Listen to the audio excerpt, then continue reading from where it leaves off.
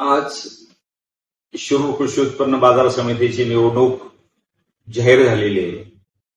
दुर्दैवानं एकतर ही 9 वर्षानंतर होती. शिवाय तालुक्यामध्ये एकूण 96 ग्रामपंचायती आहेत. त्यापैकी सुमारे 78 ग्रामपंचायतीच्या सदस्यांना मतदानापासून दूर राहावं लागतं.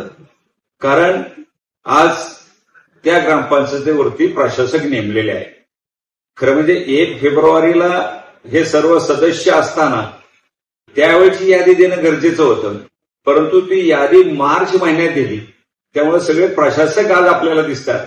जर आज ही निवडणूक त्या ठिकाणी अशीच पुढे चालली तर निश्चितपणे 90% ग्रामपंचायत सदस्यांच्या वरती अन्याय होणार आहे आणि हे लोकशाहीच्या दृष्टीतनं अत्यंत घातक आहे.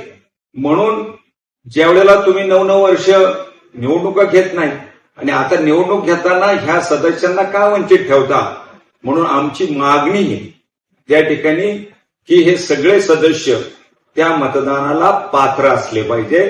कारण ते लोकांनी निवडून दिलेले, हे तुमच्या प्रशासनाच्या चुकीमुळे ते वंचित राहतात आणि या संदर्भात न्याय मिळत नसल्यामुळं आम्हाला माननीय उच्च न्यायालयाकडे धाव घ्यावी लागते आणि म्हणून सरकारने या विषयात गांभीर्यानं लक्ष घालून या सर्व ग्रामपंचायत सदस्यांना न्याय मिळवून द्यावा. धन्यवाद.